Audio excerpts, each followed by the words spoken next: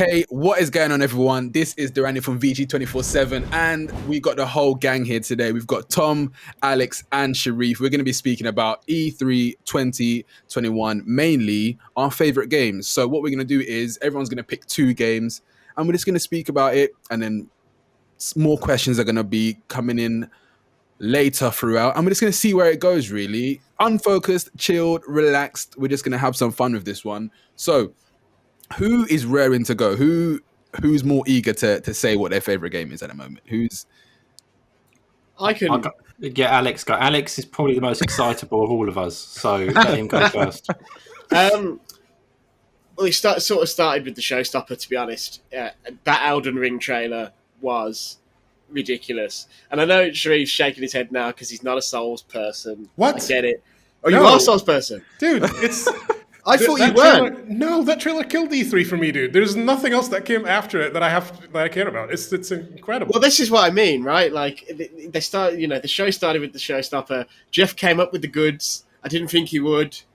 And it just looks... I know it's only a couple of minutes, but it just looks ridiculous. It just... Yeah. Agreed. I'm so excited for that. Perfect game for January, and you got the New Year blues. I'm so pumped for it. But the thing is, don't have that much to say about it. Like, it's the thing. Yeah. If we're only choosing a couple of games each in this video, it's quite difficult because this E3 feels like it was split down the middle. There were games that you saw a lot of, and you can point to them and say, I want to talk about this game because I know what it is. And there was lots of gameplay, stuff like Battlefield, Guardians of the Galaxy, both games I'm really pumped for.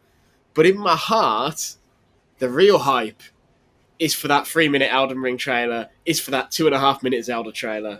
Yeah. What did there was an interview after their trailer with the creator? Yeah. Did you learn anything from there, or did we learn anything? Famitsu, the Japanese magazine, did an interview. I sort of skimmed through it, and my Japanese is not great, but it's okay. And then there were some translations as well from people who speak a lot better Japanese than me on places like Siliconera.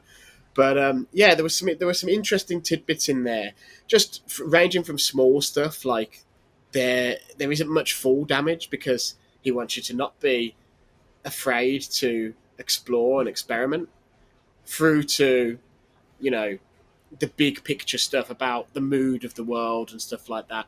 Sounds like it's going to be the most interesting thing from that is it sounds like it's going to be a more story-driven game than the Souls games in a more traditional way. In the previous Souls games, it's all been very abstract and told in a very hands-off way. It seems like Elden Ring is actually going to be a traditional story to some degree, in the sense that they are going to have quite a bit of voice acting and characters you're actually going to talk to and stuff, which wasn't the case in Dark Souls or really Bloodborne or whatever. Sekiro had a bit more.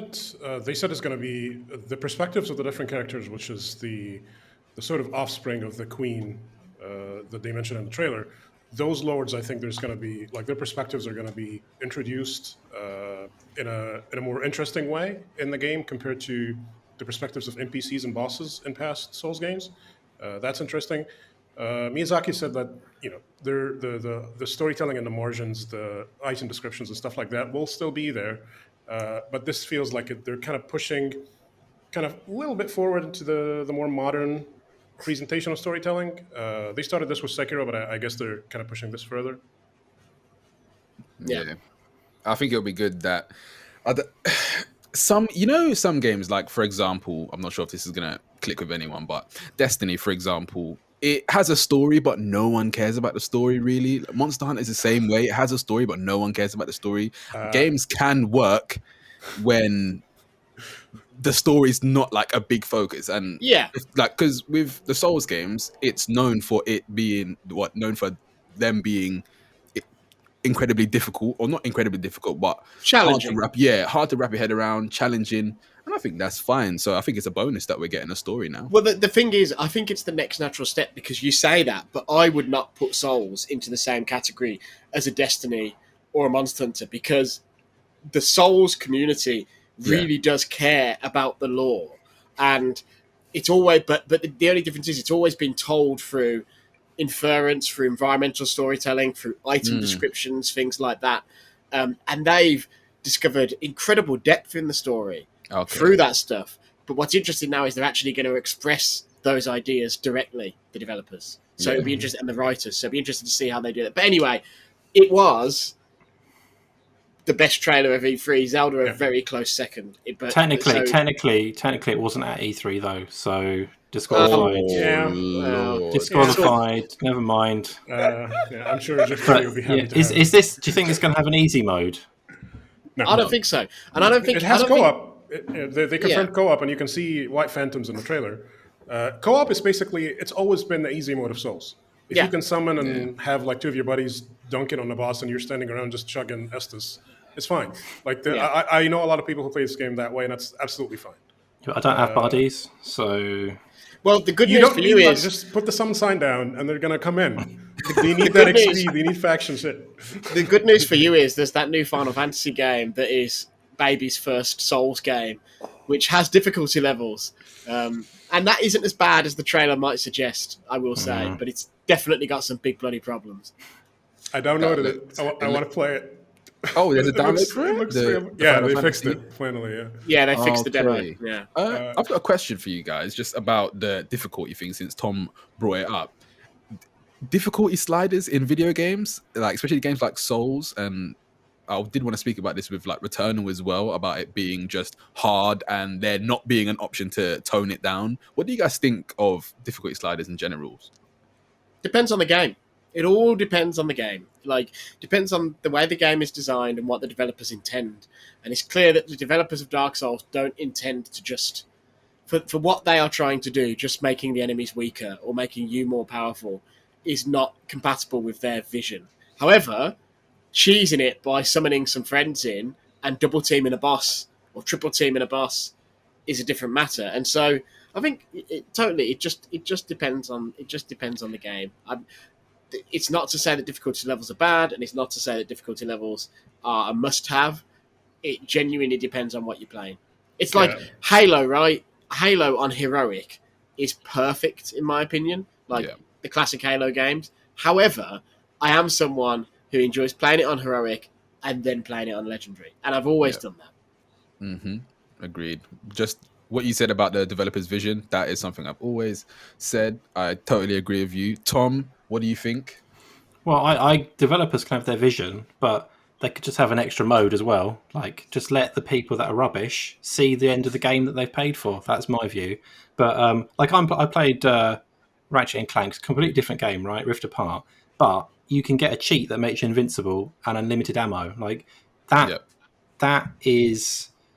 It makes the game like accessible for like my son is blasting through it with his cheat on, right? I'm not saying a 7-year-old should be able to play a Dark Souls game, but I'm equivalent to his skill level, and I would like to play through more than a few hours of a Dark Souls game, mainly because my issues are time and the kind of this level I'd have to get to see through to the end of these things.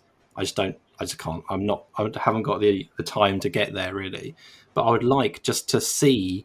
Like, these games are, I think, artistically very impressive as well. Like, I'd like to see what they put into these games, like the architecture, the world design and stuff. And I'm never going to see like 70% of most of these things, which I find a bit disappointing because I want to be able to experience it in some form. And I appreciate that it's not how it's intended. I won't get the same out of it as you guys would get, but I would still like to see what is there. And I'm not saying get rid of the core mode, like make that absolutely obvious. This is how they intended to play it, but just give you an option. Like, as long as the game is functional and does not break, I don't see the harm in it. Most definitely. Sherif? Yeah, I think if you ask me about this, I'm going to contradict myself, because if you ask me about Souls, I'd be like, no, leave easy modes out of it. And if you ask me about like the Destiny rates, for example, I'd be like, I have been buying Destiny every year, and basically a quarter of that game is missing because I'm never going to play the raid, because it's extremely difficult, needs all this team coordination. I can't get 5 people together or 6 people, whatever it is, together to get this done. And I am pissed off that I'm missing out on supposedly the best content in the game. So it's a really hard question to answer. But for me, I think developers should have, like, their intention for what the game is, how difficult it should be, should supersede all that stuff. But it also should be okay for us to call them out on it. Like it's okay for us Yeah. to, for me to say no, Souls is fine as it is, play co-op, and for someone else to say no, put it in easy mode, and that's fine. Like there's no one answer that fits all of this. They have their vision. People can disagree with that. That's fine. Like that's absolutely fine. But yeah, generally speaking, I like to experience the game as they the games as they were intended. Yeah, most definitely. I think I agree with everyone here, really. I think that was yeah, well said. Elden Ring, so that was on your list, Alex. Was that on anyone else's list? Yes, No. it's my number one. Thank you Head very shakes. much. So that's number one for you, Sharif, yeah? Okay, so Elden Ring goes up there at number one at the moment. What was your second game, Sharif? I have to go with Battlefield 2042. Most definitely. I've been kind of chomping at the bits to talk to people about the trailer, which we had seen ahead of time, but we couldn't talk about until it was out at the Xbox conference. The game looks incredible. Like the game, I was talking to Alex about this. I don't think people are ready for how ambitious it is, and I think that trailer really demonstrates that it isn't just we didn't just enlarge the map, like put the slider up and like increase the player counts and called it a day. Like Yeah. so much is going on, from the weather systems to like the new capture style in Conquest to the new specialist to the new how you call in vehicles. Like so much is going on in that trailer that it's even hard to have like a list of top 5 things that you're excited about. Yeah. I can't wait to get my hands on it. I hope it's not kind of broken at launch because it's looks very ambitious, and that usually translates to maybe this Problems. launch is shaky. Yeah. But yeah, Battlefield with a bullet. Yeah. And is that the same for you as well, Alex? I probably wouldn't have quite picked Battlefield as my second, but like I said, it's one of those games. A couple of Nintendo's things, Battlefield, Guardians of the Galaxy from Square. These are all in that realm of my favourite games of E3, games that have left an impression on me, games that I want to play more than I did before the start of E3, even if I already wanted to play them a lot before E3 in some cases. So yeah, I'm super pumped for Battlefield, and I just can't wait. Yeah. Same, most definitely. Tom, Battlefield or no Battlefield? Well, I mean, it's a similar situation to what I said before in that I like multiplayer shooters. Like, I struggle with the time for them now. I used to play like Modern Warfare and stuff, 360 era years ago, but now it's really hard. Like, and obviously, I like Halo 2 on the Xbox and stuff was a brilliant time to be playing online multiplayer games. And like, I was part of like the Xbox Live beta testing, like right at the beginning, and playing Unreal and all that kind of stuff. And it was really cool back then to be part of that community. I mean, it looks great. Don't get me wrong. I think it looks brilliant. I like the fact the gameplay trailer picked up on all the things in that flashy reveal trailer and showed you it in action. Like you could literally see the points where you saw it in the flashy trailer and it was being played in like that happened in the actual gameplay stuff, which I liked. That was really cool. It wasn't just a show off without actually any payoff. You could see all that stuff happening. It looks great. It looks huge. The thing I've never loved massive scale shooters. I feel a bit lost often, which is why I tended to play more of the like smaller sort of maps, like of like COD and even like back Counter Strike, smaller maps in Counter Strike and stuff, years and years and years ago. But yeah, it looks great. Like I'm excited to see more of it. I'll probably wait for it to come on EA Play / Game Pass Ultimate at some point next year, probably, because I just won't play it enough to warrant buying it. But yeah, it looks really good. Yeah, I hope me and Sharif said this in our first video about it, that I hope it has a long shelf life this time. They haven't had the longest shelf lives, but I hope people play it and it just has the player retention to keep it alive. So is that you done, Sharif? So Elden Ring and Battlefield 2042? Well, are we only picking 2? But if I were to get one more in, I'd say Go on. Forza Horizon 5. This game just looks so like I loved Forza Horizon 4. I loved the Horizon games all. But Horizon 4 was like, to me, like I didn't think they could do better. It was just peak driving game, accessible, fun, and Horizon 5 looks like a tangible thing that you can get your hands on very soon. It doesn't look like a weird, like a concept trailer like they showed for Gran Turismo and Forza Motorsport. it looks like a thing that you can play. Here's the world. Here's this. You know what this says. You know what these activities are. You know the festival site. All that stuff. It looks very tangible and real. And I already know the handling is good. I already know the world design is incredible. I already know, so many of these sort of beats are being hit that I just want to explore the new world. I'm not looking to be like, oh, are they going to get the handling? I'm not worried about that. So yeah, Horizon 5, the photogrammetry stuff they're doing with textures in that game looks incredible. Whether having different effects across different parts of the map and not being like a zero-sum game like it was in Horizon 4, like so much that I just want to just live in for like a year. Most definitely. Tom, you nodded your head in great approval there. Is Forza Horizon on your was it on your list? Yeah, it's top Talk of to me my about list that. too. I think it looks great. Like, I wrote an article about the Xbox showcase, which many people perceived as me hating Xbox, despite the fact that I said in it that everyone should consider buying Xbox, and it was largely a brilliant 90 minutes. But despite those points, I do hate Xbox. But I love Forza Horizon. I think it's brilliant. This looks amazing, right? I think it was one of the few parts of E3 where we actually got a proper look at a game that looked like this is what we're going to get out of these new consoles. It looks incredible. And yeah, like Sherif said, like, you know what to expect from these games. They've done it multiple times. They're always brilliant. I know I'm just going to be able to play it and enjoy it.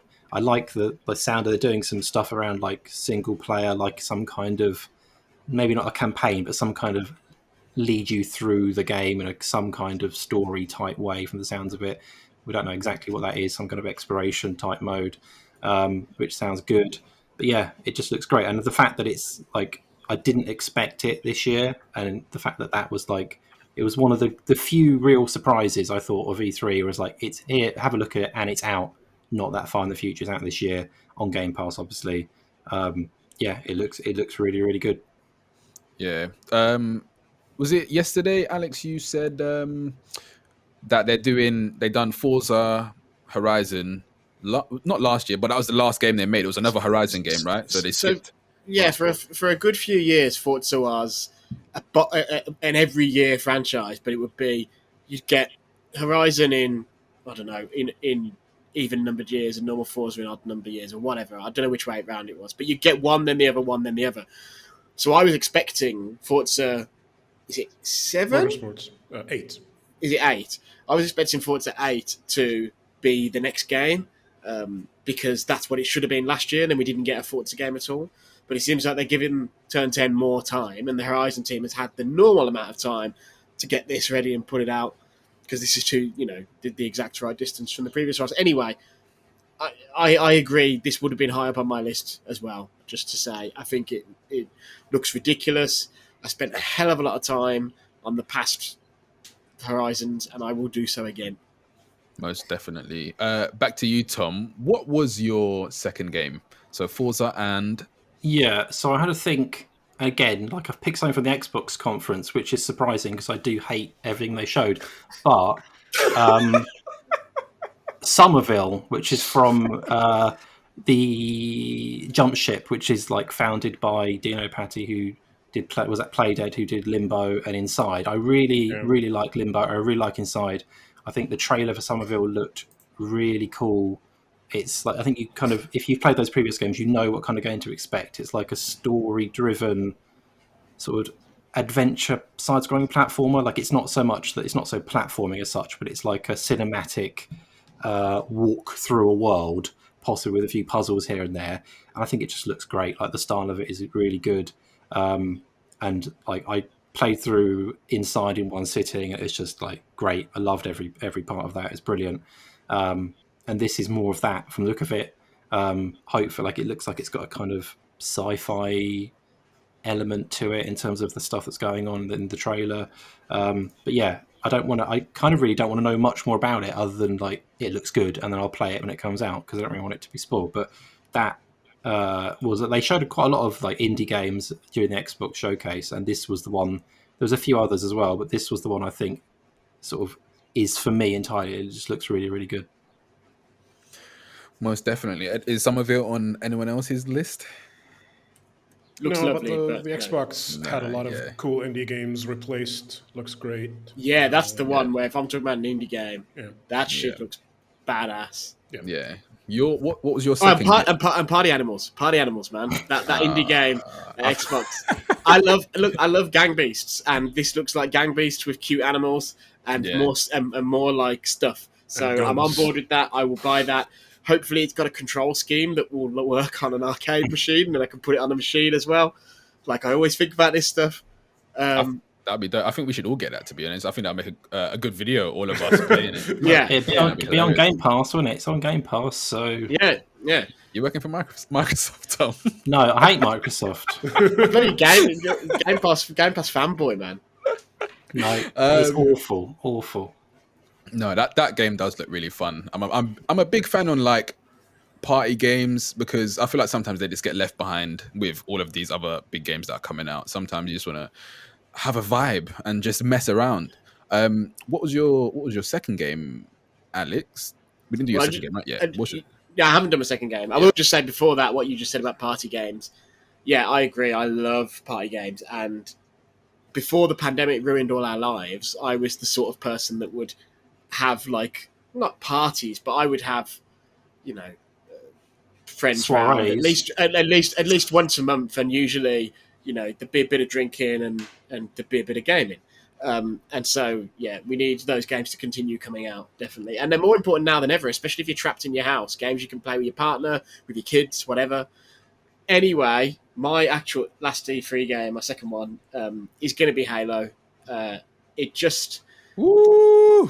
You know what? I don't even really care about the campaign. I really hope the campaign is good. Don't get me wrong. I love a good Halo campaign. When I think of like best video game story mode moments ever, I still think of that Scarab fight in Halo 3 as one of the best like campaign moments out of any game ever.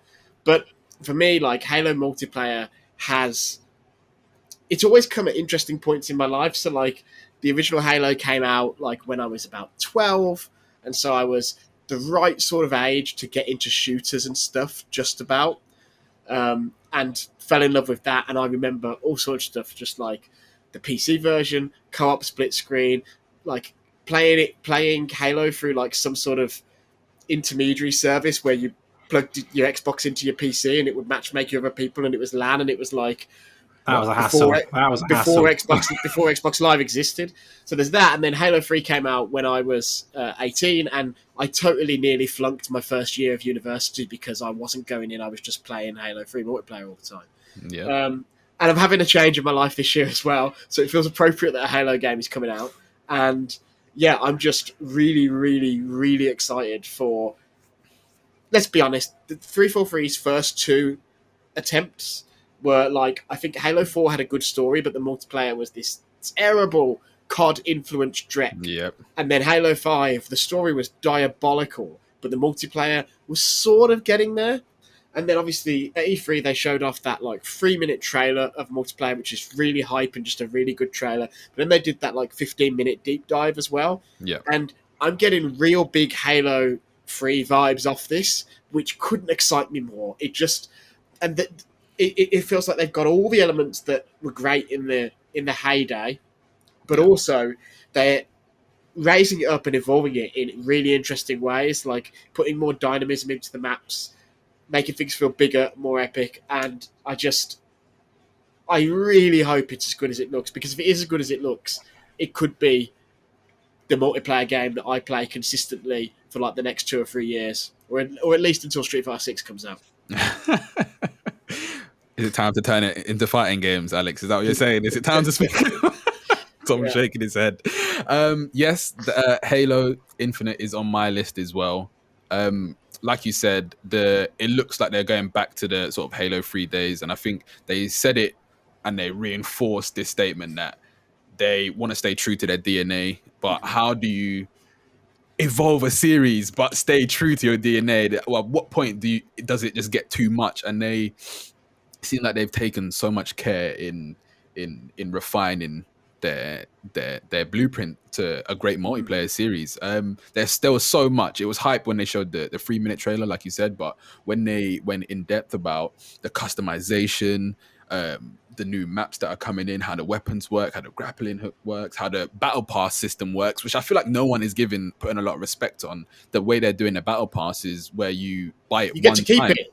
One time, and you have all of the battle passes. What? No, but I don't. Is it? It's not that, is it? The way I read that was it's when they're you buy gonna be. it doesn't expire. Yeah, so when you go so back obviously and finish it. so obviously in like Fortnite, you buy your battle pass for the And season, then it's gone. and then you have a limited amount of time to complete those goals, and then Yeah. it's gone. But the way this works is any battle pass that goes on sale will be on sale forever. And so you can own multiple battle passes and then say, I want my progression right now to go into the Season 2 battle pass because I'm targeting a particular unlock in that battle pass, which is just way smarter than... And if they're doing free-to-play, they obviously are going to want people to buy every single battle pass if they can get them to do that. Yeah. And eventually they'll make more money than they would have made had it been a full-price game. But I think it's so smart to not force people to panic about the time, because I think that's also something that drives people away from games, where you end up feeling like you've missed out and you don't want to play catch up, or you can't get that one sick piece of armor or whatever that is really popular, and so you go, oh, I'm not going to play this anymore. Yeah, most definitely. Oh, wow, thanks for clearing that up. I was thinking, no way, you pay £10 for one battle pass and you get them all forever. Like, that sounds a bit too insane. But things like free to play, as you said, which is amazing. There's no barriers, and you can play with everyone because it's cross-platform on Xbox and PC. More people are getting PCs these days, so the player base is going to be humongous. The reason for me mainly for Halo, it was like the first game I like ever Googled or YouTube how to be good at. It was the first game I remember. There was a guy. What was his name? His name was T Squared, and he used to do tutorials. He used to play for. He used to have videos on MLG and all sorts of stuff like that. And I used to sit there and watch him speak about which weapon to run to first. And I was like really, really getting into it. So Halo holds a dear spot in my heart. I've completed all of them on Legendary as well. The campaigns for me did run out a little bit. I'm not so invested in the campaigns anymore, but multiplayer, the changes, yeah, everything looks right up my street. We got phones ringing. Sorry. We got phones ringing. Yeah. So I think is that it? Is that everyone's games? Yeah. Or I feel like that's so. everyone's games. Yeah. You done your two? Oh, sorry. Yes, Battlefield. So it was Battlefield. Sorry, Halo Infinite, and then Breath of the Wild. Breath of the Wild 2 is a game that I'm definitely looking forward to. I've already been like last night. I was like frame by frame in that trailer. Looking at What did you find? Well, I noticed that one of the shield that there's two interesting things that I think are worth looking at in that trailer. The first one is whenever Link's got the looks like long shaggy hair, you don't see his face. So it's like, is that actually Link, for one? But for two, is there something going on with his face where in that trailer they only show the Breath of the Wild design of Link from the front? The new design they do not show. So is that somebody else, or what's going on? And obviously Link's got his arms like turned technological, and he's got like a tattoo up his shoulder and stuff. And the tattoo, sort of the patterns on it, sort of look like the Twilight Realm stuff from Twilight Princess. Okay. So that's the first thing. And then the second thing is when he's in that different form, the shield that Link has on his back has what looks like the symbol of Vati on it, and Vati is the villain in Four Swords Adventures and Minish Cap, which See, now you're speaking a different language. Those are like classic 2D Zeldas. But yeah, the thing is, he's quite a good villain that isn't Ganon, which Zelda doesn't have too many of those, and he is the guy who directed Breath of the Wild, and who I assume is probably directing Breath of the Wild 2. Also directed Four Swords Adventures, Four Swords, and Minish Cap, all three of which Vati is the villain in. So maybe he's bringing back the villain from his old games. But it definitely is intriguing, just in terms of the world and what it all means for the gameplay, and it looks amazing. So yeah, most definitely. I said it yesterday in the Nintendo video, but It is the attention to detail that they put into these games is unreal. I love seeing the combat videos to this day of people still finding new ways to just Yeah. destroy the monsters. It is the tech that people are finding out just blows my mind. Did you see the thing that, just speaking of attention to detail, I mean, and this was the case in Skyward Sword as well, so they've played this trick with Zelda before, but did you see that if you play the trailer in reverse, it's the main Breath of the Wild theme, the theme of the main theme song of Breath of the Wild? What? If you play the trailer in reverse, the music in the trailer is the Breath of the Wild theme in reverse. What? Yeah. And they've done that before? They did it in Skyward Sword as well, where the Skyward Sword's theme, if you play it backwards, it's Zelda's Lullaby. Which a lot of people are taking that to mean that it might be a game about time travel. So how do people figure this stuff out? Who says, you know what, the first thing I'm going to do is just reverse the trailer and see what it sounds like? Who are these people? I guess if you're musically minded, you might just notice because I didn't notice this one. I just saw it on Twitter and went, oh. But I remember the Skyward Sword one. I was watching the trailer and going like, is that? And then I reversed it, downloaded it, and put it in Premiere and reversed it and went, oh. So. Yeah, but like I say, a lot of people are taking that to wonder if it's a game about time travel, which is interesting. So. It's interesting. To be honest, with Zelda, I don't really have much to say. Do you know? And that is because a lot of other things at E3 didn't really grab my attention. That Zelda sort of is just there. I know they only showed like a couple of scenes of what's going to happen, but I'm only excited because Breath of the Wild, the first one, was amazing. Nothing else to say on that one, really. So everyone's got their favorite games out of the way. I do want to just ask, what was your biggest upset? It doesn't have to be a game. It could be a whole conference if you want. What was your biggest upset? I got some. I knew Tom would be ready for this one. Go on. Some. I've got a list. I've got to open the document up. Is it just Xbox's whole conference? Yeah. So I mean, aside, I'm a little disappointed just initially. Like Nintendo, I think I'm just a bit disappointed that they still haven't shown Bayonetta 3. I don't know what's going on with that game, but I mean that's a side issue really. But my main disappointment is, and this is what I wrote about the other day and talked about on a video about the Xbox conference, it's about the new games that Microsoft announced and the way they revealed them with meaningless CGI trailers. Like we saw Contraband, Outer Worlds 2 and Redfall, 3 new games. Obviously 2 of those, brand new IP, we'd know nothing about them. And we got these empty CG trailers with very little else. I mean, we know who's making them. We know they're coming out at some point. It's like Redfall's next summer. But I just feel like, particularly the way they ended on Redfall, it was like, here's one more thing. And that's like the big moment of what they're going to show off. Is it like something exciting? And yeah, it is exciting, but not in an end of show. Like people go, why are you bothered about what they show off at these conferences? Well, these conferences are a big way to get people interested in your product, and for Xbox as a whole, they need to drum up excitement about the whole project. And ending on Redfall, which is fine, like if you're into the Arcane Studios and what they do some great games, and Redfall no doubt will be good, but it was not and here's one more thing. Like here's one more thing is Breath of the Wild 2. That is how you. I think that's the thing, right? Here's one more thing is one of 2 things in my opinion. It's either a gameplay demo of something new that looks bloody amazing, or it's a CG trailer for a franchise that everybody loves and everybody wants to see a new one of. It is not a CG trailer for a new franchise. Most definitely. What would you have liked to have seen as the here's one more thing for Xbox? Well, a good example is if it's exactly the same principle, right? But if that Perfect Dark trailer from the Game Awards had been the one more thing at this E3, it would have been more hype, I think, because Perfect Dark is an IP where people know it, that people know what it is, people have an affinity for the characters and the world and the weapons and stuff, and it generates a load of speculation.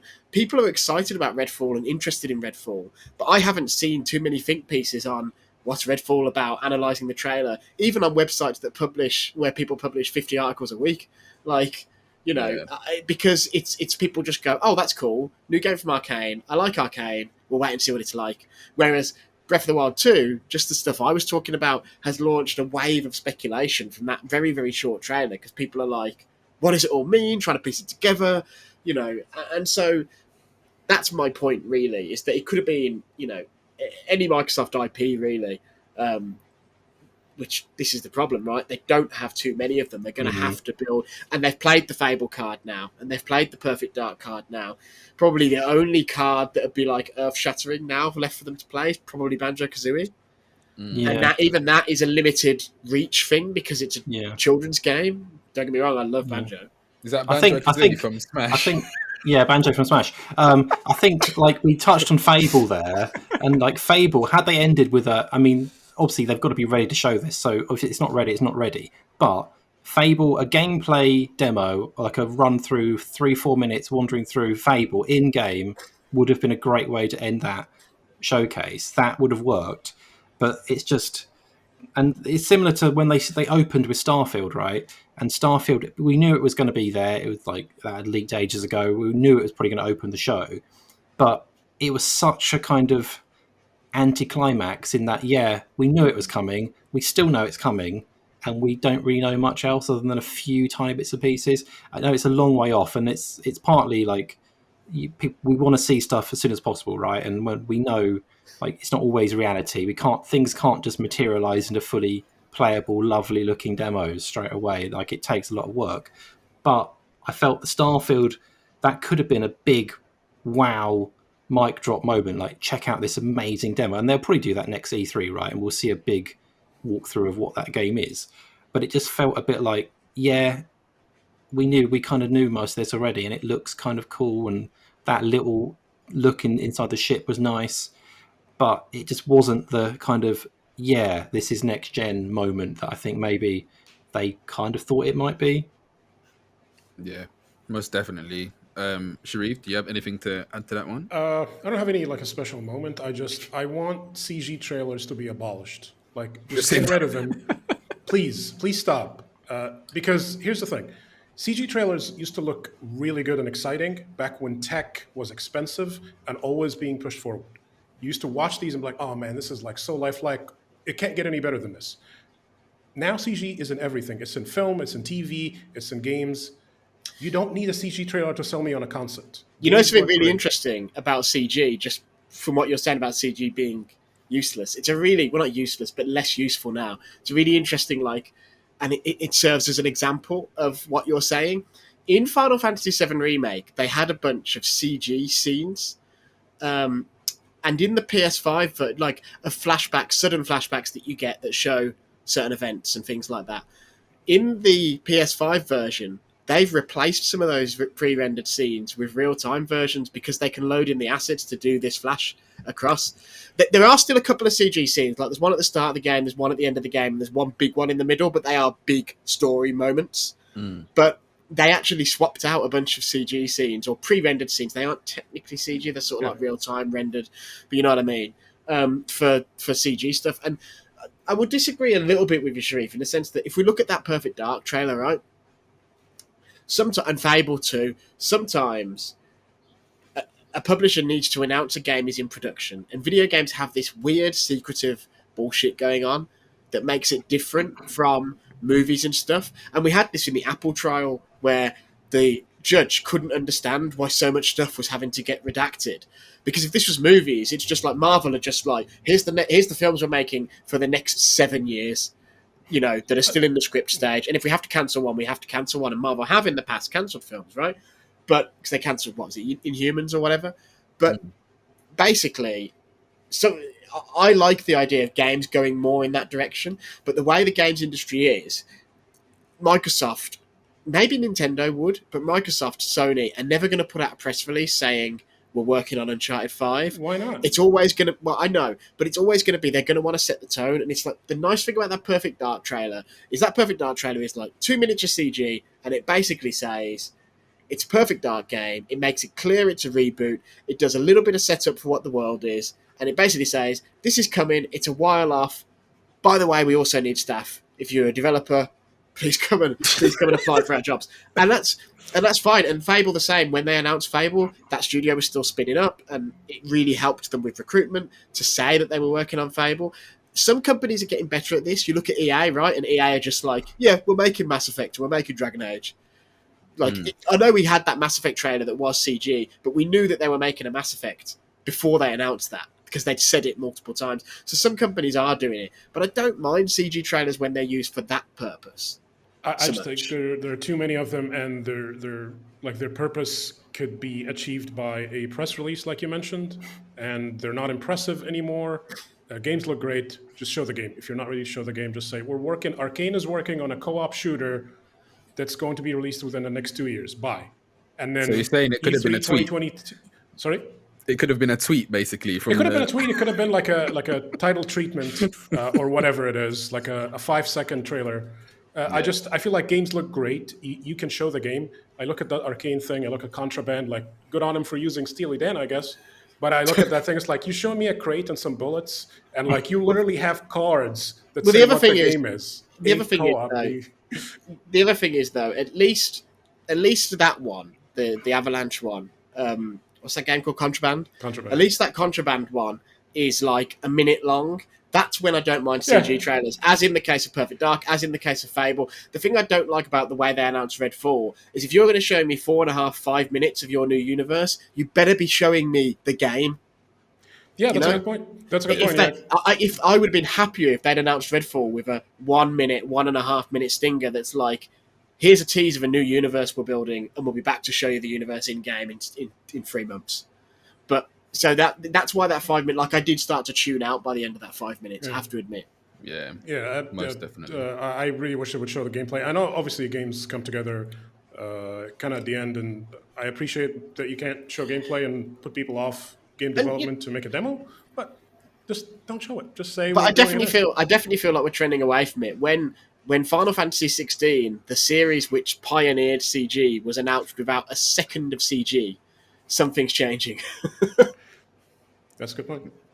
Definitely. Alex, your biggest disappointment, please. Let's hear it, man. It's probably it's twofold. I am the JRPG person, and Square Enix just their conference in general just felt like a weird mess, where it was like, we're going to spend ages on everything that's Western, and then when there's a Japanese game, it's like, we gotta go, go.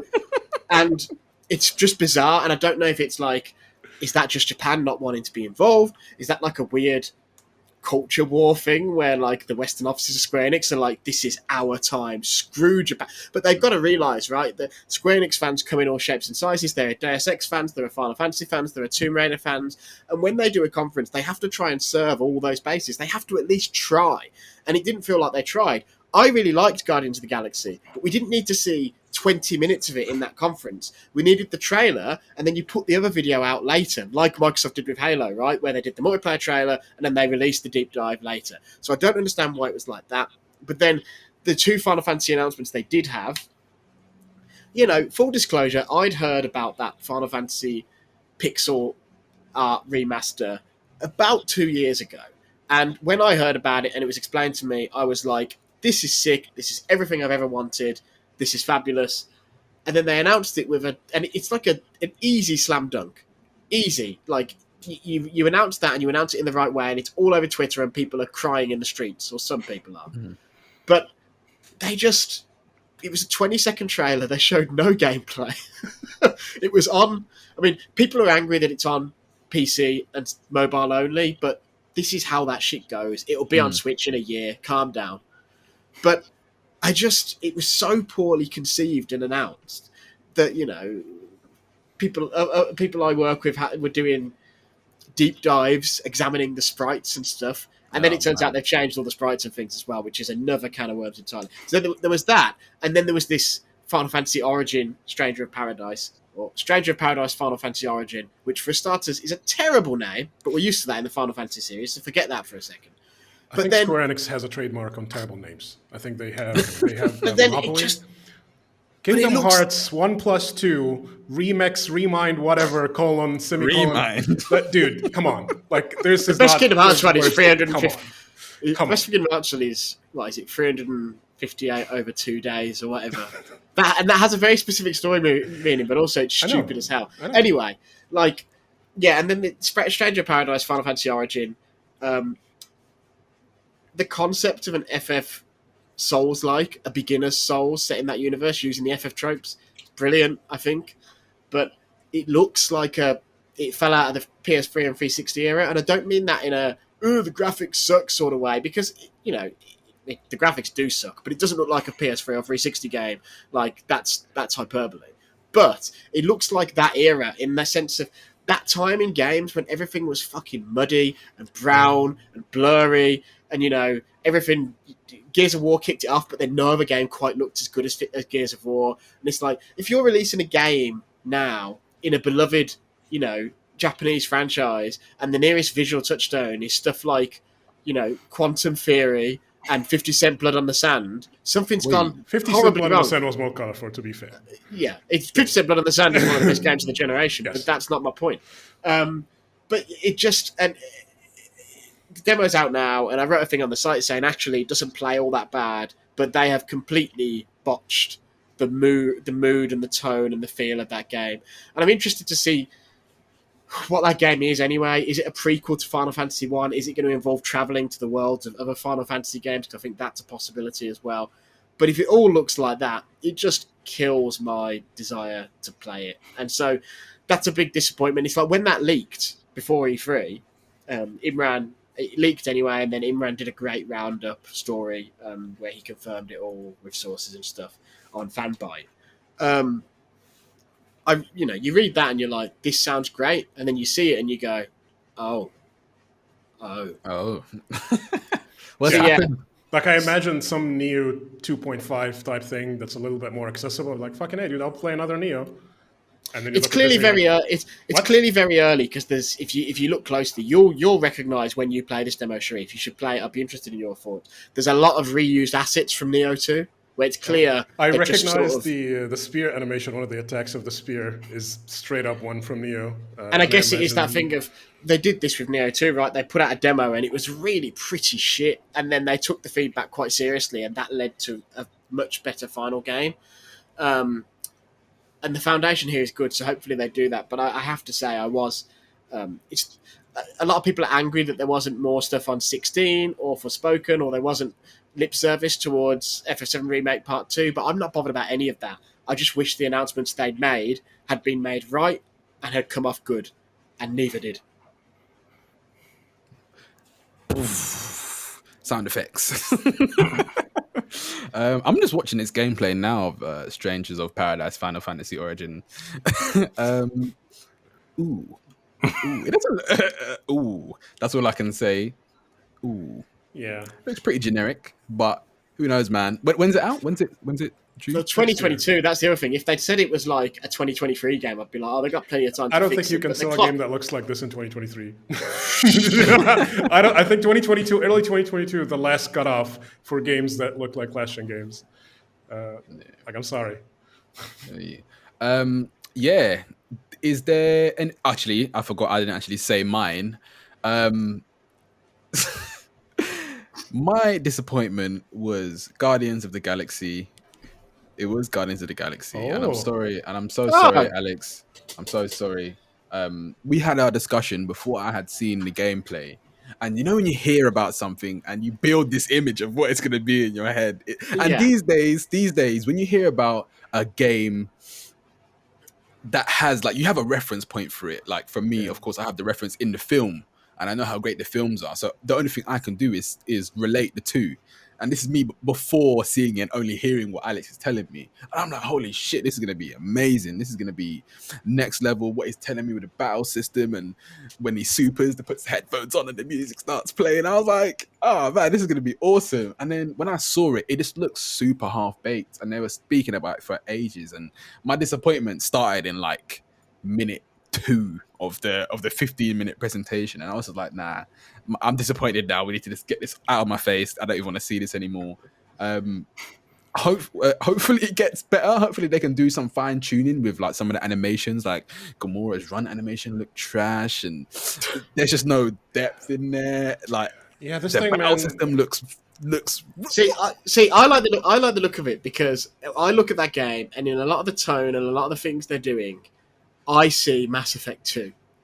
Now, Oh, admittedly, okay. Mass Effect 2 was 11 years ago, but sort of in the way they're doing the squad powers, where you are triggering squad powers and triggering combos of squad powers and stuff like that, in the way you're making choices and the squad is reacting, and you have a squad of disparate people who don't always get on, I get sort of Mass Effect 2 vibes. In fact, given that obviously IDOS Montreal is where it is, I wouldn't be surprised if there's a bunch of ex-BioWare people there now, especially after the exodus of BioWare when, Andromeda and Anthem and all the rest.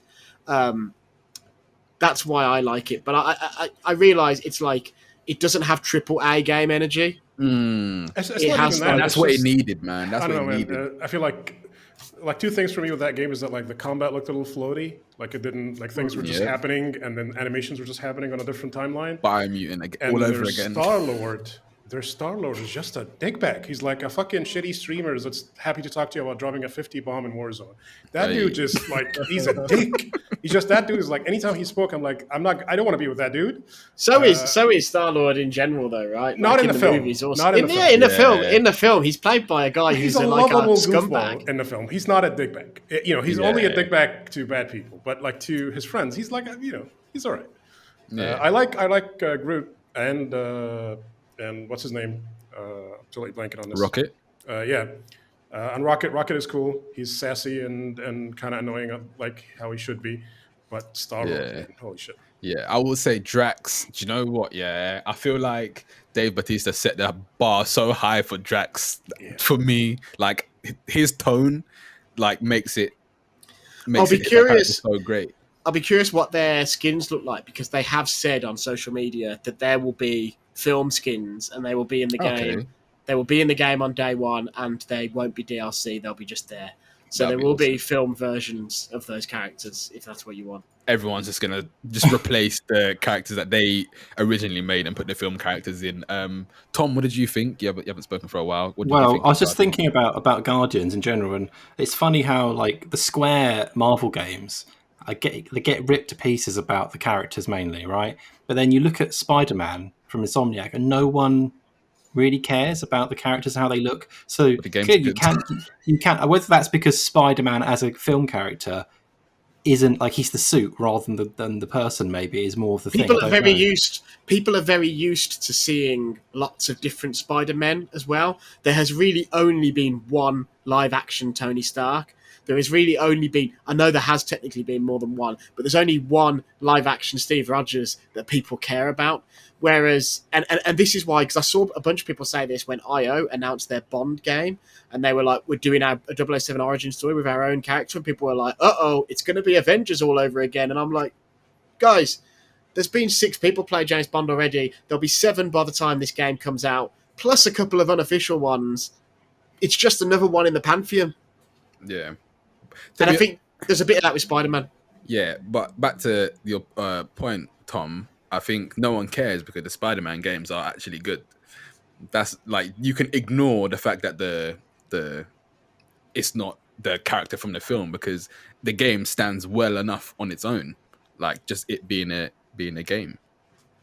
Yeah, I think feel they like are. for I think them- Spider-Man. Yeah, I think Spider-Man is clearly a higher level production. Well, maybe not high level production. That's unfair on Avengers. I think Avengers was a decent game that was a bit like I think misguided in terms of what they wanted out of it. But like I didn't mind the campaign, to be honest, in the Avengers game. I thought it was decent enough. And I like Guardians looks decent. Like I said to Alex, I don't know why, but it gives me the impression of like one of those games you see made to show off in a TV program as like a fake video game. Like, and it's like not like it looks fine. Like, I was watching it and thinking it just looks slightly off somehow. It doesn't look like a real game, which is I don't know how to sort of explain that more than that it didn't look right because the bit make all the components of it are decent. Like I didn't mind some of the dialogue, even though it was not like it was cheesy and like it wasn't the film actors, it feels a bit off and stuff. But I didn't mind the dialogue and just the environments look nice and stuff. But then when it was being like the actual gamey parts of it, just didn't look right for some reason. I think this is going to end up the inverse of Avengers, in the sense that Avengers was a really expensive, really lavishly produced, beautiful game where the gameplay loop didn't work, the characters didn't land, the writing didn't land, and the structure of the game was not there. Whereas I think this is clearly cheaper. You can tell that. But I think this is going to play nice and be charming and be funny and all that stuff. But yeah, it isn't going to be the visual mind blower. They almost got these two games the wrong way around in that sense. Yeah. I have nothing else to say about Actually, I do. The Star-Lord's lock on in combat, the strength of that lock on. I don't think he'd ever miss a shot. That just looked horrendous. That's it. That's all I want to say about Marvel's Guardians of the Galaxy. I don't think it's a shooter though. To be fair, it's more like an action game. It's like if you're playing. It's like if you're playing a Muso game, or something like that. You never miss when you're playing with a ranged character who has a gun, or any sort of third-person action game where you don't have direct aiming control, where you're just locking on. You never miss in that sense. Or it's like if you fire a bow, right, when you're locked onto someone in old Zelda. Breath of the Wild's different, obviously, but in old Zelda, if you're firing your distance weapon, your bow, your hook shot, or whatever, you're not actually aiming it, are you? You're just pointing and pressing a button. So yeah, MMOs do this a lot. That just looked. Yeah. All right. So, does anyone want to say anything else about E3, just in general, before we wrap this up? I think while Sony, we know they haven't been part of E3 for a few years, and they've had their own thing, but not having a kind of even a mini show of a few games over this period, I think has hurt the whole idea of E3 as a thing. Like Sony, as much whatever you think about their games, they often produce the big showstopper games that look great and show off what games can be in terms of at least visual presentation and that kind of stuff. And also, because they are who they are, their conferences get a lot of attention, and they would often showcase other smaller games within those, and those games haven't got that attention this year. Microsoft showed off some, but it's not the same as if they're in a Sony showcase at all. So I do feel that they have been missed, as much as maybe they didn't think they had enough to show off in one conference, or they just don't care anymore. They do their state of play stuff, and that maybe works well enough. But as an event, it felt like they were definitely missed. Because Microsoft is useless in Japan as well. I think one of the knock-on effects is, if there had been a Sony conference at this E3, you probably would have got that news drop on Final Fantasy 16. You probably would have got news on something that Capcom's doing, whether that would be Dragon's Dogma 2 or another Monster Hunter or another Resident Evil or whatever.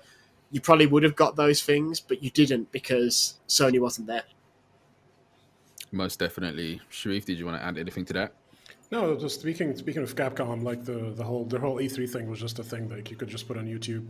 None of these news were worthy of E3 or staying up to watch it or anything like that. Gearbox as well. With the Gearbox as well. I'm happy Randy showed us around the set of the movie. I wanted some gameplay of Wonderlands. Definitely did not have that. It's I feel like people are just showing up to show up and just gonna keep appearances. And I'm like, why? When Sony, who most definitely has exciting games to show and talk about, says nah. Capcom comes in and doesn't bring, Pragmata, doesn't bring Dragon's Dogma 2, doesn't bring anything, and it's literally white text on a black ground on a black background that says we're gonna do DLC for Village. That's a tweet. That's not an E3 conference. That's a tweet. What are you doing? Yep.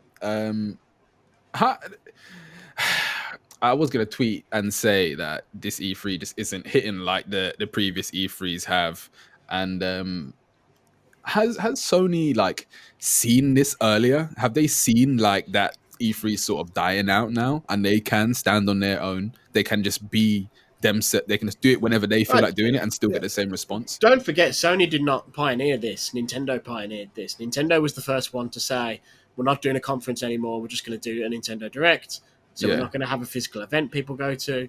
Nintendo were the ones to start doing directs throughout the year. I think Nintendo showed the template, and now other companies are following it. But I do think Sony also and Microsoft have almost flipped since the last generation, and Microsoft now feels like the more open one, who is always talking about what they're doing and always communicating. And Sony's the one where it's like the hand of God appears from on high and delivers Horizon gameplay to you, and then retreats and isn't seen for 6 months. Yeah. And I think that approach is sort of bullshit, to be honest.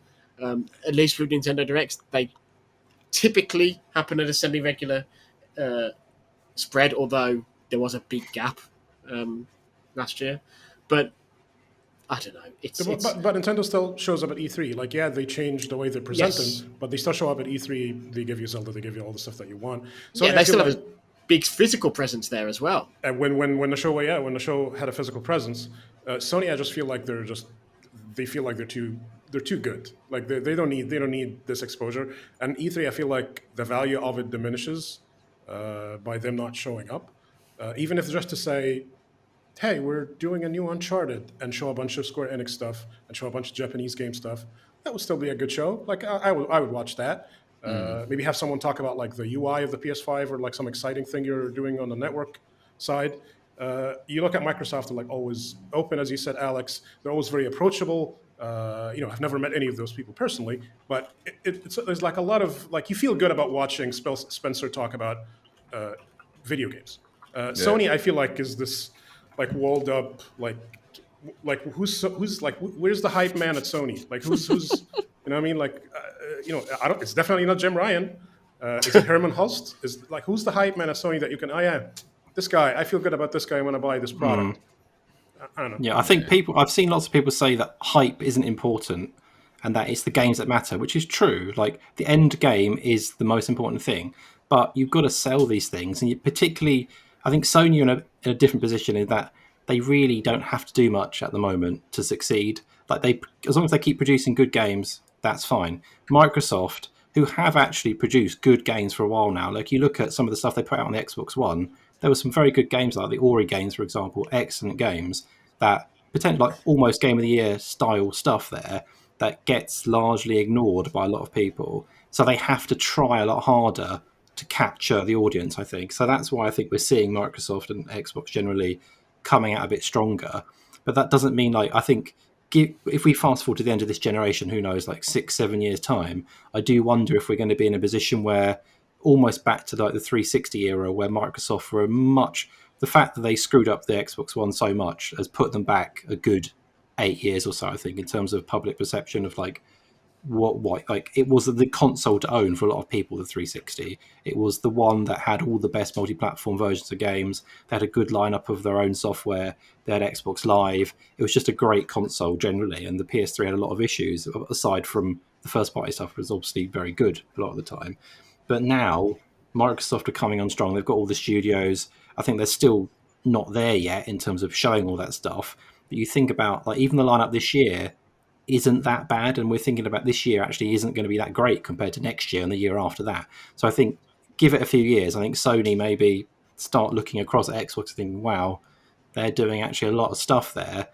Maybe we do need to up our game a bit and start getting in front of people a bit more rather than just, like Alex said, it's like have this little bit of, you've been good for the last 3 months, have a little gameplay bit of Horizon, which is great. Like that demo was exactly what I'd want from an E3 conference. The Horizon Forbidden West demo was great, looked great, and that's the kind of thing you wanted from the Microsoft conference. But Sony, like, I think they have to just acknowledge that they are like, this is what people expect, and not having it looks bad. I mean, it doesn't matter now. PS5 selling out all over the place.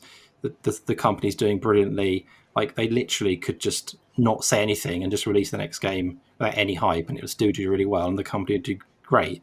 But going forward, year after year after year, Microsoft is going to get stronger and stronger. I think Sony will have to, at some point, rethink what they're doing. Most definitely. I agree. Yeah, I think that's it really. Well said, Tom. We need to PlayStation might have to come back soon and reclaim the throne that Microsoft is slowly taking.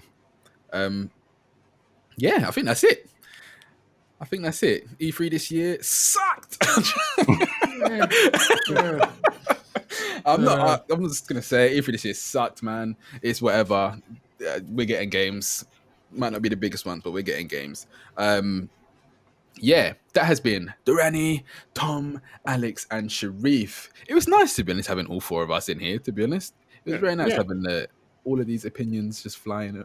That was really good. But make sure you check out vg247.com. Make sure you like, comment, and subscribe. Turn on the notification bell so you know exactly when we post. There's going to be a write-up of some sort on the VG247 website, but make sure you follow us on Twitter as well. All of us, not just the individual VG247 Twitter. But yeah, take care, everyone.